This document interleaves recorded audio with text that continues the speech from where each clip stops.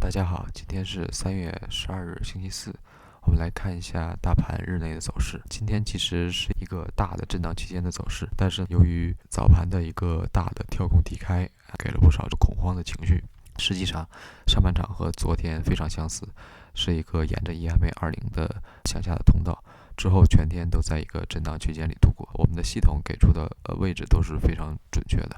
我们可以看一下跳空低开之后，其实它形成了一个震荡区间。前三根 K 线给你的概念就是说 OK， 我第一根 K 线上下点的高低点的范围在前三根 K 线都没有走出来，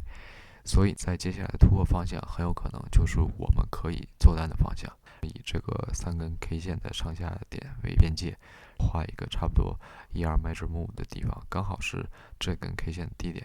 我们在实盘操作的时候，可以在第一根 K 线的下方挂一个限价空单，所以这个空单最后可以顺利拿到盈利。我们看的是这一段走势，看起来好像是有一个向上反转的大阳线，但是问题就出在这儿，这是一个跳空低开的位置。我们密切关注跟 EMA20第一次这个互动。所谓互动不一定非得是完全接触，像这样也是一个互动，它是跟 EMA20形成了一个比较大的 gap。这个 gap 是怎么形成的？是一段上涨加一个大阴线的回调形成的。这样的 gap 一般都比较有效，这也是给了我们一个比较好的一个做空的机会。所以这根 K 线之下可以尝试它回归熊趋势，但是你的止损就要比较高，差不多是这个位置，也就是第一根 K 线的上方，或者是这一根 K 线的上方。总之，差不多是日内高点位置了。我们可以看到，如果你从这儿开始做空，行进到这里，差不多就可以拿到非常不错的盈利了，你就可以提早走人啊！而且我们看到这根上影线，它其实是尝试了扫了空单的止损的，所以一般来讲，我们为了避免在后续的震荡过程中有扫止损出现这种行为，大部分时候我们如果是能拿到卖之目，就稳稳的先落袋为安，之后的其他的我们再根据新出现的 setup 进行去做。那我们可以看到系统给出的大部分都是这个空单，而给出的这些空单的 setup 多数拿到了最后的目标点位。比如说这一单，它是在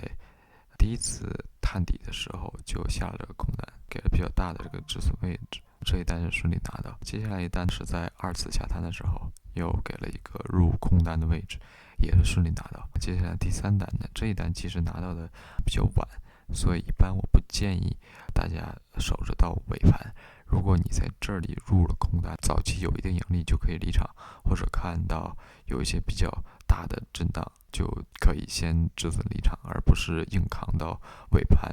去赌一个向下的下探。最后这一单它给到的是一个中期的这三根连续阴线的位置，同时也是差不多到3点钟左右就能拿到一个顺利的 target 的位置。总体来说，这是一个系统发挥非常出色的一天。但是我个人在做的时候，确实是跟系统做了一段，但是后来由于看到比较大的这种波动的阳线，做了几次反转的上探的这样的跟随多单，总之今天做的多单大部分都以失败告终，最后还是认亏离场。OK， 看完这个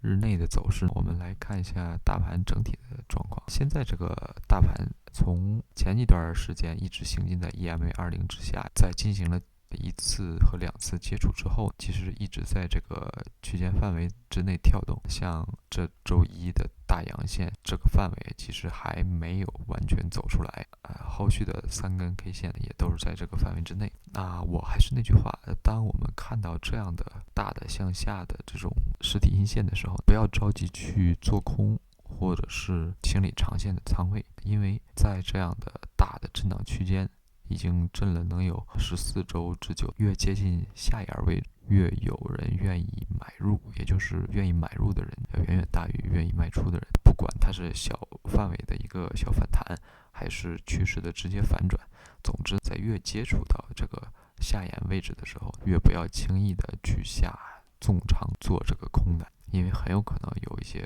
反弹的这样的信号。像之前我就跟大家说过，说这个当这根阳线出现之后，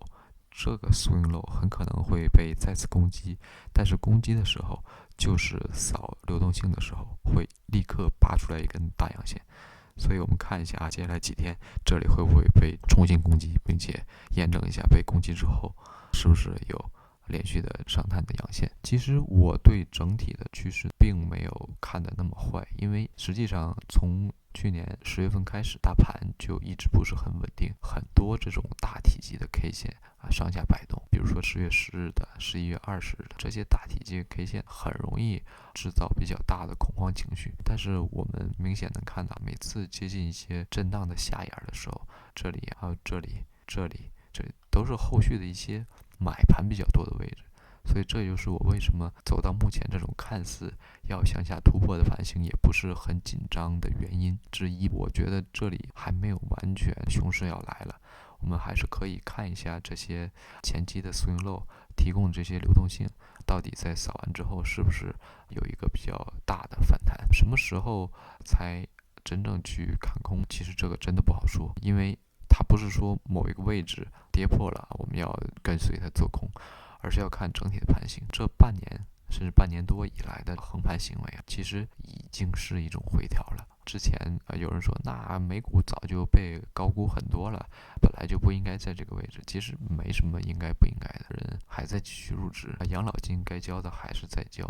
银行和投资证券这些人的 KPI 还是要做，所以不要总是被消息面所左右。我们如果是比较笃定自己的技术面的分析，就要只看大盘这个盘面给我们带来的信息，不要总去预判。你看它走出来之后，你做一个跟随就好。当这样的震荡区间发生，你就不要去管你的长线仓位，只要稳稳拿住，不是那种很大敞口的单腿期权就 OK。等待它一切都回归正常之后就 OK。具体在日内，我也会教授大家做日内的一些经验，不要浪费在震荡区间提供的这种大波动，往往蕴含着日内强大的盈利能力。所以我给大家经验，长线不要动，短线可以做一些交易来弥补自己长线上的损失。总的来说，这就是我对大盘的一个看法。